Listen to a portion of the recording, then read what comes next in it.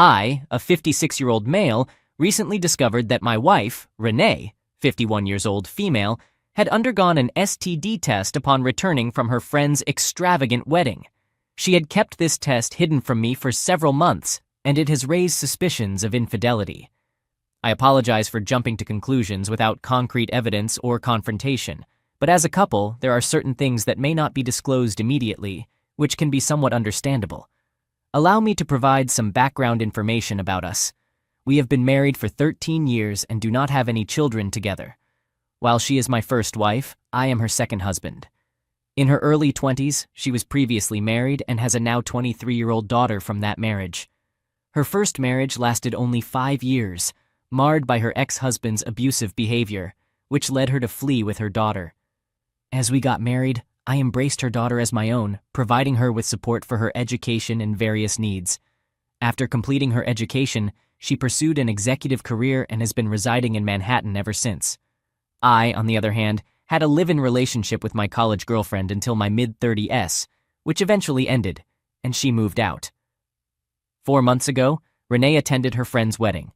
Her friend was marrying an exceedingly wealthy businessman, someone who could be described as incredibly affluent, the type who owns a private yacht and indulges in luxurious winter vacations in the Bahamas, despite being in his 70s. Anyway, I'm not passing judgment on anyone here. I intentionally decided to skip the wedding. Renee was already overly fixated on her friend's extravagant wedding, and attending it with her would have meant enduring Renee's constant eye rolls as her friend flaunted her husband's wealth. So, Renee attended the wedding, returned, and vented about how her friend was a gold digger who had found a rich man to marry. It was a predictable reaction. She ranted for a few days, and then we moved on. Now, let's fast forward to the present. I developed a runny nose and flu-like symptoms, prompting me to consider consulting a doctor online. That's when I discovered that Renee had a membership for a fitness app that offered free physician consultations. I downloaded the app and attempted to log in using her email ID. She received a verification code, and although I don't recall her whereabouts at the time, she wasn't nearby to respond when I called out to her. I noticed her phone on the kitchen counter and retrieved the verification code from it. I proceeded to schedule an appointment with the physician, consulted with them, and then went to pick up the prescribed medication. Everything went smoothly. However, when I arrived at the pharmacy, the pharmacist inquired if the doctor had recommended any tests. I responded affirmatively, but decided to start with the medication first. The pharmacist strongly recommended that I undergo the recommended tests, as the flu was spreading rapidly in our neighborhood. Upon returning home, I booked the tests through the same application. While doing so, I stumbled upon the history of tests that had been previously scheduled through the application. There, I discovered that Renee had undergone an STD test upon returning from her friend's wedding. The first thought that crossed my mind was, why would she do that? I recalled that after returning from the wedding, she had visited her daughter and stayed there for a week. At that time, I hadn't suspected anything. But now, all these pieces are starting to fit together. Reluctantly, I must admit that she must have done something inappropriate at her friend's wedding, subsequently got tested, and then, to avoid any sexual contact with me, went to stay with her daughter for a week. I reviewed the test report, and it showed negative results. This happened yesterday. In the evening after dinner, Renee inquired if I had used her email ID to log into the app. I admitted that I had, explaining that I had taken the authentication code from her phone because she wasn't present. I had anticipated her reaction, but to my surprise, she didn't say anything at that moment. However, later on, she took actions that prompted me to log out of the app. I didn't notice this until the following morning, which is today. When I arrived at the diagnostic center for the test, I attempted to access the appointment through the app, only to discover that I had been logged out, and she had changed her login email ID as well. It was incredibly frustrating. Fortunately, the center had registered the appointment in their system, allowing me to proceed with the test. Upon returning home, I had intended to confront her thoroughly, but she wasn't at home. I called her to inquire about her whereabouts, but she didn't answer. Instead, she texted me, explaining that she was at her mother's and would be back late. I'm currently uncertain about how to channel my anger and frustration. I have strong suspicions that she cheated on me, but a part of me is still open to listening to her and wants to believe that I might be mistaken. Update 1. Hello everyone. I want to express my gratitude for connecting with me. Speaking to all of you during those anxious hours truly helped me find some peace, believe me. Now let me pick up where I left off. Renee didn't return home that night. Instead, she spent the night at her mother's place. Naturally, I grew restless, unable to sleep, and my mind was filled with various unsettling possibilities. The following morning when she came back, I couldn't contain myself any longer. I questioned her about why she had been avoiding me and why she had revoked my access to the application. She acted as though she had no idea what I was talking about. In frustration, I confronted her, asserting that I knew she had taken an STD test after attending her friend's wedding, and I understood the implications. She vehemently denied my accusations, claiming that the test was merely a routine checkup. Although I lacked concrete evidence beyond that report, my intuition strongly suggested that she had been unfaithful. I spoke from my gut feeling, insisting that I knew what she was concealing. Our arguments intensified, with her portraying herself as the victim of false accusations, while I pressed her for a confession. Matters escalated to the point where I threatened to inform her mother and daughter about the tests. I also mentioned that I would contact her friend and reveal that she had slept with her husband. In hindsight, it may have been a rash move, but the situation had become so tumultuous that I had lost my composure. After several rounds of heated arguments, emotional manipulation, and emotional breakdowns, she finally confessed 2 days later. Those 2 days were absolute nightmares for me. She admitted to having hooked up with a dancer at her friend's bachelorette party. She recited the classic line that cheaters often use when caught. It didn't mean anything, and there were no emotional attachments involved. Certainly, but I do feel hurt when she engages with others intimately, even if it's just for fun. I left home and headed to my office, where I run a small consultancy business. It was a quiet Sunday, and the office was deserted, offering me a peaceful space to collect my thoughts. She reached out, apologizing through calls and texts, but it held no significance for me. I ended up living in the office for a week, looking visibly distressed. Everyone noticed my absence at home, my repeated outfit choices, and the few gym t-shirts stashed in my car trunk. Eventually, I returned home, finding Renee there, inquiring about my next steps. She urged us to move forward and promised not to repeat her actions. I expressed that our relationship could never return to its previous state. I wasn't in the right frame of mind to make decisions and needed time to think, perhaps even to move on. I requested solitude during this period and suggested she consider living with her mother or daughter.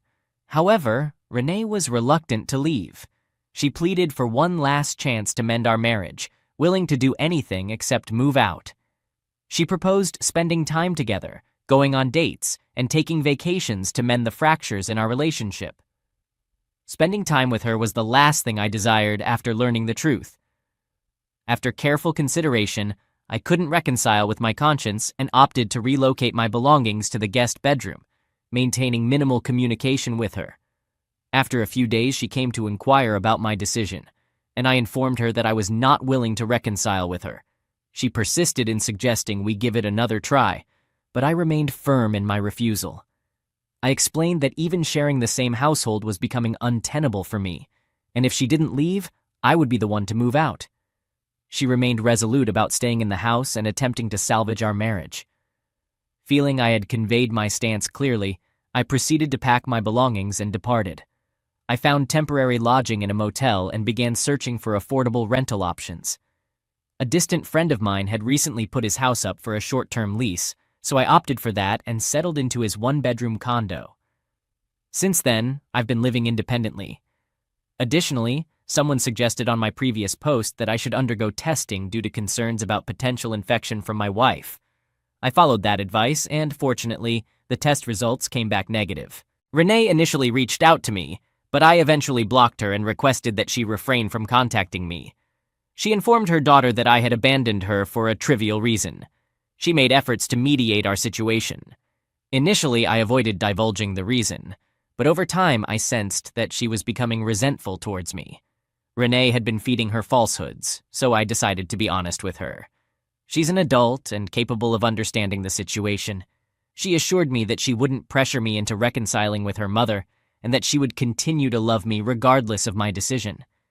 She felt angry with Renee for risking our previously stable marriage for a moment of enjoyment. I assured her that I would never force her to choose between Renee and me. My love for her remained unchanged, and she was still my daughter, regardless of the altered dynamics between Renee and me. She stays in contact with me and regularly checks up on me, but we intentionally avoid discussing Renee. I suppose that's how I'm progressing with my life. Update 2. Last month, I received a call from Renee's friend Lily, 49 female, the same friend whose wedding Renee disrupted, causing trouble in our marriage. She delivered quite unexpected news. Renee had been making advances toward her wealthy husband. Yes, it left me quite surprised. Renee connected with him on social media, flirted with him, and even sent him explicit photos. I'm not passing judgment on the man, but he reciprocated her advances, and they even embarked on a vacation together in an island country. I forget the name. This continued for over 3-4 months, but Lily only recently discovered it. I also informed her about our separation, as she was unaware of it. Lily felt let down because she wanted to team up with me to seek revenge on Renee. I inquired about her husband's involvement, as he was equally culpable. She explained that leaving her husband wouldn't be easy for her. At present, she was focused on pursuing Renee and sought my assistance. I agreed to help her with anything she needed, except actively chasing after Renee for investigations. I didn't want to reopen old wounds that had taken months to heal. She understood and appreciated my stance, assuring me that she'd reach out if she required assistance. What transpired next was this. Renee went on a date with Lily's husband, but Lily was tracking her husband's phone and caught them in a compromising situation in a hotel room. Renee had the audacity to engage in a physical altercation with Lily, hurling insults like gold digger and the like. However, Lily persisted and filed a case of assault against Renee. Her husband also supported her, as refusing to do so would have led to a costly divorce. Renee found herself isolated. The hotel staff provided statements against Renee, as Lily had the financial means to influence them, while Renee had none. According to Lily, Renee initiated the confrontation, but Lily delivered a powerful punch that left Renee with bruises. The hotel authorities contacted the police, resulting in Renee being released with a minor fine and a warning to stay away from them. Somehow, Renee managed to sneak into their garage and vandalize Lily's car, leaving everyone perplexed about her actions. She displayed such recklessness that she didn't even bother to check for surveillance cameras before entering the campus. Her actions were captured on camera, and Lily had her charged with trespassing and property damage. I learned about this second incident from Renee when she called me seeking assistance. Initially, I contemplated hanging up on her, but she pleaded that she had no one else to turn to, and I was her only hope. I decided to bail her out, and she promised to reimburse me for the fine. She also requested that I keep this situation confidential from her daughter, and I agreed. Curious about her intentions, I asked her what she was trying to achieve. She claimed she was securing her future as she believed I had abandoned her. But securing her future by pursuing a friend's husband? She affirmed it, stating she saw no other option. She pointed out that Lily had done the same by chasing a wealthy man and causing his divorce from his wife of 20 years. Renee intended to do the same to Lily. Listening to all this left me feeling disgusted. I returned home and informed Lily about Renee's plan. It made me feel like a gossipy schoolgirl, but Renee was in the wrong for chasing someone else's husband, and I felt compelled to act. I didn't derive any pleasure from it, but the rivalry between these two friends over luring an older wealthy man to secure their futures struck me as rather absurd. I couldn't help but congratulate the ex-wife of this affluent man for being free of this rat race. A couple of days ago, Renee reached out to me, expressing her desire for a divorce. It's not that I hadn't been contemplating divorce, but I had intentionally been postponing it for 2 reasons. Firstly, I have no intention of marrying again, so the current lack of official divorce doesn't affect me. Secondly, if we were to divorce, Renee would have made substantial demands. I own a business, and aside from the house where Renee resides, there's also an ancestral property that would be divided between my sister and me. Right after our separation, I consulted my attorney about this, and he advised me to update my will, excluding Renee as a beneficiary of my assets. So even if we don't proceed with the divorce and something were to happen to me, Renee wouldn't receive any inheritance.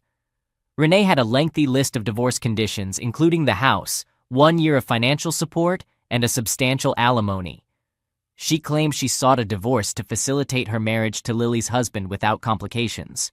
Supposedly, he promised to divorce Lily, contingent upon Renee divorcing me first. I informed her that I would discuss this matter with my lawyer and revert. The discussion is ongoing, and I will provide an update once it's resolved. Update 3. The divorce is now finalized, and Renee receives nothing in the settlement. Lily and her husband played a significant role in this outcome. After Renee requested a divorce and outlined her terms, I consulted with my attorney and shared Renee's intentions. My lawyer advised a strategic approach, guiding me throughout the process. He recommended that I inform Lily about Renee's plan and simultaneously delay the divorce proceedings as much as possible. I followed his advice accordingly. Whenever Renee inquired about the divorce, I employed various excuses to postpone it, citing my busy schedule and other reasons. When her patience wore thin, I indicated my readiness to sign the papers but without providing any compensation. I presented her with revised terms, allowing her to keep the car and permitting her to reside in the house, which was mine, for an additional 6 months. Naturally, she was dissatisfied with these terms and insisted on financial compensation. Under the pretext of discussing the matter with my lawyer, I continued to delay. Eventually, she reluctantly accepted my terms and signed the divorce papers. However, there's more to the story. In reality, Lily had significant control over her husband, influencing him to comply with her wishes to preserve their marriage. They both devised a plan to undermine Renee. Although her husband was equally involved in the affair with Renee, Lily placed the blame solely on Renee and vowed to ruin her while forgiving her husband. As part of their scheme, Lily's husband assured Renee that he would divorce Lily and marry her, pressuring her to initiate the divorce proceedings first. We all shared the same objective, ensuring that Renee wouldn't receive any funds from the divorce. I aimed to protect my finances, while Lily aimed to exact revenge on Renee. Her husband complied with Lily's wishes to salvage their marriage. Renee's naivety led her to fall into their trap. She ultimately agreed to my conditions and signed the divorce papers, paving the way for her to marry Lily's husband. Once this matter was resolved, it was time for Lily's husband to divorce her and marry Renee. However, this is when the truth came to light. Renee had been communicating with Lily's husband thinking it was him, but then she received a call from him, and it turned out to be Lily on the line. Renee was bewildered upon discovering the truth, having lost everything. She came to me in a state of defeat, accusing me of being complicit in the plot to take revenge on her. I admitted to it, as it safeguarded my hard-earned money. She attempted emotional manipulation, questioning how I could betray her when she believed I was the only one who would support her. It seemed ironic because she had been the one to engage in secretive affairs and pursue her friend's husband to secure her future. Now, amidst it all, I was portrayed as the antagonist for protecting my own interests. I assured her that I had done nothing wrong in safeguarding my finances. I have fairly compensated her, in fact, more than she deserved. Technically, she shouldn't have received any payment since she cheated on me. Nevertheless, she was driving a car I purchased and residing in my house for over a year, even after our separation. She threatened to inform her daughter about how I supposedly betrayed her and left her destitute. I responded, "Certainly, I can provide her with all the details of how her mother used her assets to secure her future." Before concluding the conversation, she made a threat to sue me for alleged manipulation and obtaining divorce terms through forgery. I'm confident such charges hold no merit, especially now that the divorce is settled. There's little she can do. This all occurred just a week ago, and I now feel more liberated than ever. The divorce is finalized, and in a few months, I will regain possession of my house from Renee. I harbored no desire for revenge against her, and I still don't believe I sought vengeance. I merely safeguarded my finances, and there's nothing wrong with that. Regardless of what others may think, I remain unconcerned. I'm eagerly anticipating a peaceful life and have no intentions of entering into any serious relationships ever again. All right, that was a fun story. Now let's move on to another exciting one. Stay tuned and let's dive in. Second story. I'm a 43-year-old man who has been living in Chicago for the past 2 years because of my work obligations. My wife Jill, who is 39 years old, and our 9-year-old son are still in our hometown of Houston. Before the pandemic hit, I used to co-manage a garage with a friend, while Jill held an executive position. While our income wasn't large, it was enough for us to live comfortably in our own house, which was inherited from my family. My parents had retired early and moved to our countryside farm to enjoy a peaceful life surrounded by nature. Every 2 weeks, my father would load up his truck with dairy products, fruits, vegetables, and seasonal crops like potatoes, all grown on our farm, and send them to us. This arrangement allowed us to save a significant amount of money. Life was going well until the sudden impact of COVID-19. We lost everything as the pandemic forced everyone to stay indoors, emptied the streets of cars, and led people to sell their vehicles due to mortgage difficulties. Unfortunately, our garage suffered a similar fate, and we had to close it down and terminate the lease because of challenges with rental payments. Jill's company also shut down, resulting in her losing her job. Our only source of hope was the grains, vegetables, and milk supplied by my parents' farm. Though we had some savings, they were depleting faster than we had expected. Fortunately, government and local community support in the form of sponsored groceries and essential supplies came to our rescue, helping families like ours to cope with these challenging times. When restrictions began to ease, I considered finding a job because reopening the garage under those circumstances seemed impossible. Unfortunately, most garages had permanently closed due to owners struggling with mortgage payments. The few that remained open were not hiring new employees, and the owners were running the business themselves.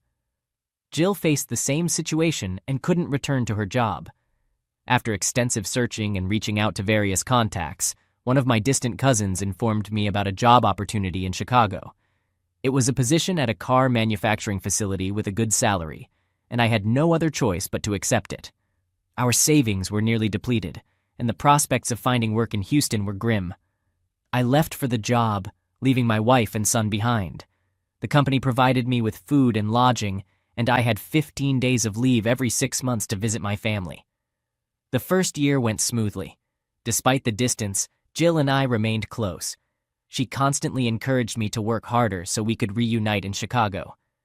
I resided in a company-provided dormitory, and although the factory was located in the suburbs, it was still costly to bring my family there.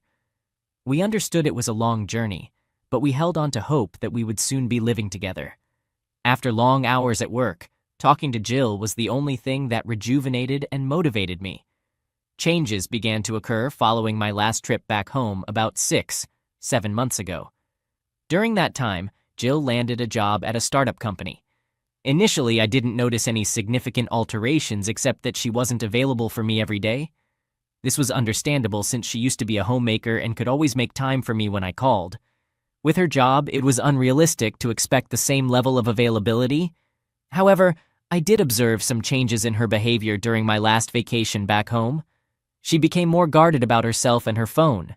She didn't speak as openly as before, and it felt like she was being cautious about her words, which was different from her previous demeanor. Prior to that, when she had just started her job, she had a challenging time dealing with her boss. She worked as a secretary in a CEO's office at a startup, and the young, recently graduated founders were quite rude to their employees. Jill found it difficult to handle their harshness and eventually resigned after a few months. Following her resignation and a lengthy email outlining the toxic workplace, her CEO contacted her, promising to improve his behavior. Many employees were leaving the company due to his bad attitude. Her income was crucial for us, and despite me covering all the household expenses, she managed to save most of her earnings. This helped expedite our plan to live together, leading her to withdraw her resignation and return to her job. Her situation improved, and she informed me that her boss had become much more polite and respectful, so things seemed to have settled. Now fast forward to 3 months ago, Jill told me that her boss, who is the CEO, was going to a 5-day investors summit in Dublin and wanted her to accompany him. Initially, she declined because she couldn't leave our son alone for that long. However, her boss offered to cover the expenses for our son to join them. I must admit I have little insight into how these corporate companies operate, especially when it comes to spending on seemingly unnecessary trips like this. Nonetheless, I left the decision to Jill. She believed it was essential for her career, so she decided to go. I might come across as possessive, but I did feel uneasy about her trip, though I kept my concerns to myself. She stayed in regular contact with me, providing updates throughout the trip. We FaceTimed with our son daily, even during the trip, and he was thrilled about visiting a new place since it was his first time leaving Houston. Gradually, I relaxed.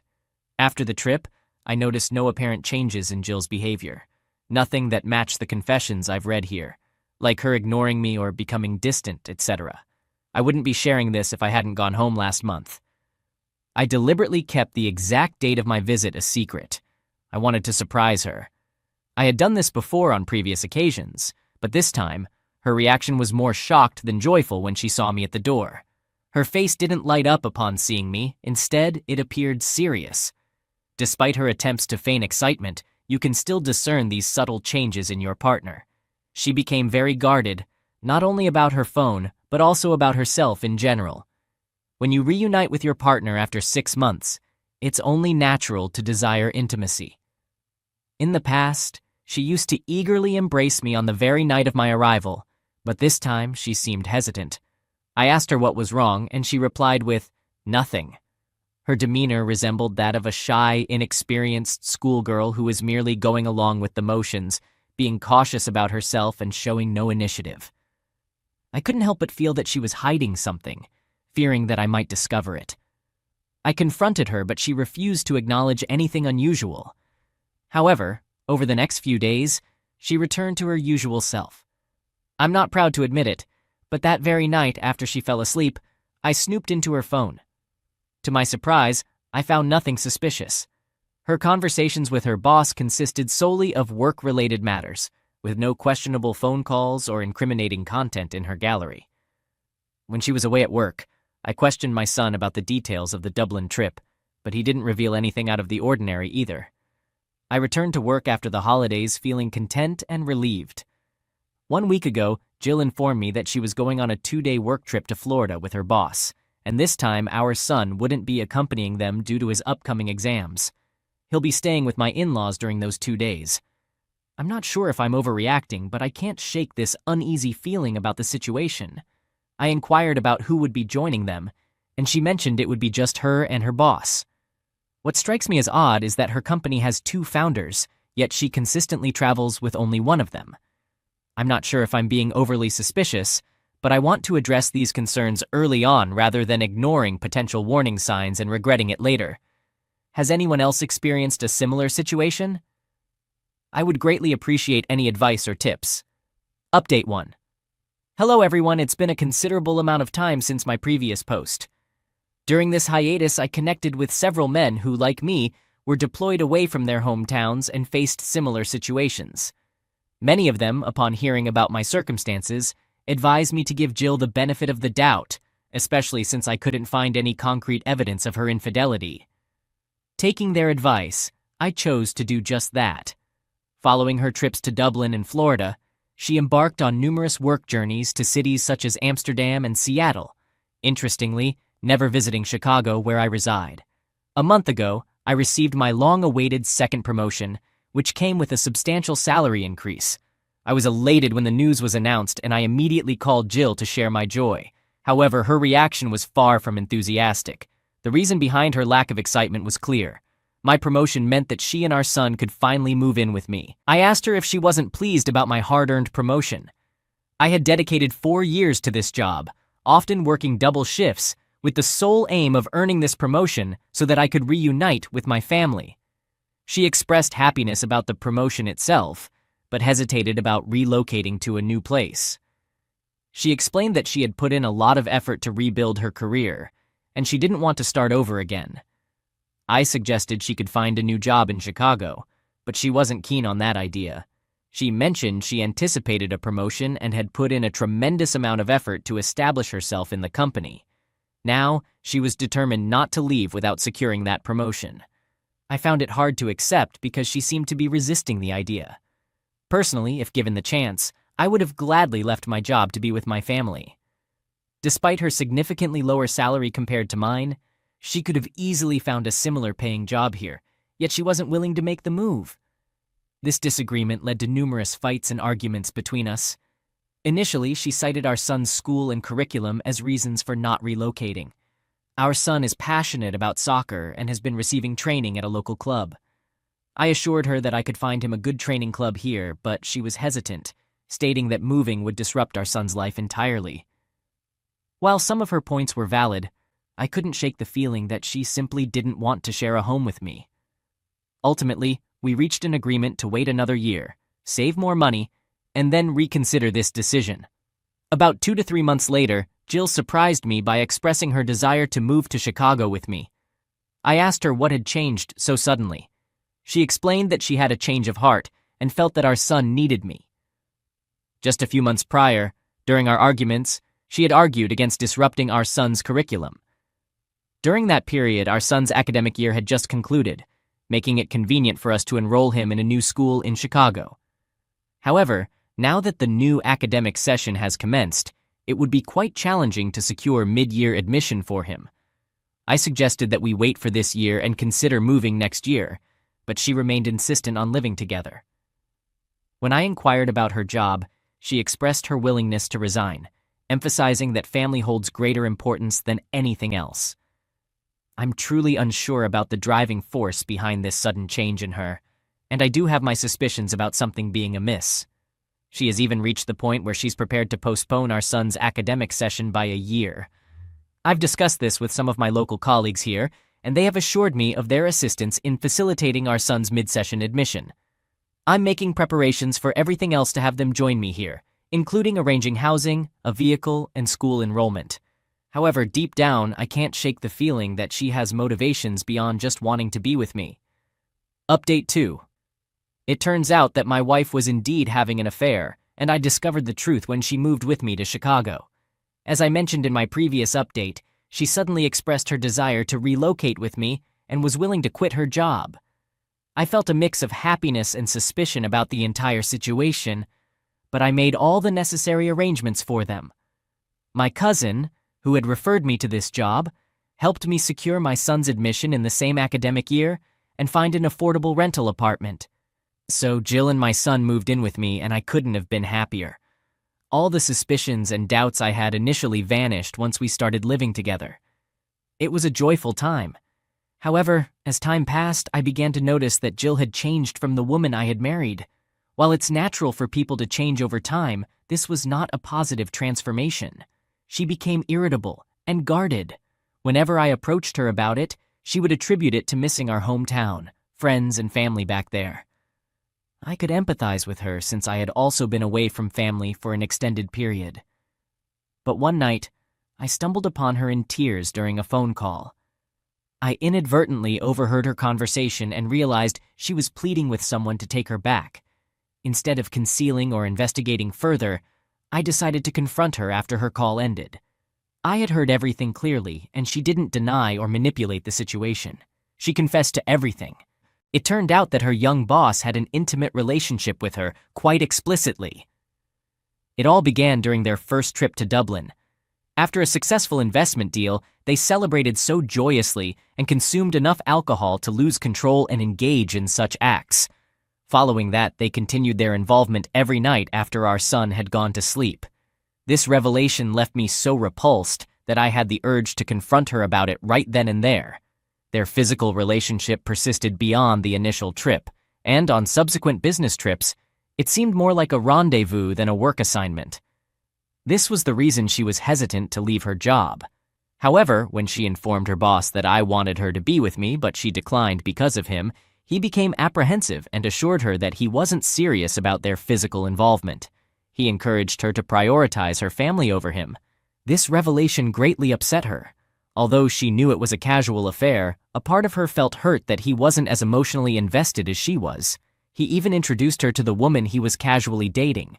Essentially, Jill was merely an object of physical desire for him. Isn't this evident? Needless to say, he had no intention of marrying her or entering into a serious commitment. I can't comprehend what she was thinking when she traded her marriage for such a cheap, physical relationship. When the CEO didn't reciprocate Jill's feelings, she took it as a blow to her ego and decided to resign from her job. This time, he didn't bother to inquire about the reason and accepted her resignation. It appeared that he was eager to rid himself of her, and her resignation made things easier for him. She had assumed he would beg and plead for her to stay. Why would he? As the owner of the company, he had numerous women available to him, so there was no reason for him to pursue her. Jill was simply an easily accessible source of amusement for him, and he took advantage of the situation. She made a mistake by taking him seriously. Now she's calling and pleading with him to take her back, but he's urging her to move on. It's astonishing to learn that she was willing to become his mistress, as she revealed during their conversation. I asked her how she managed to carry on this affair for so long.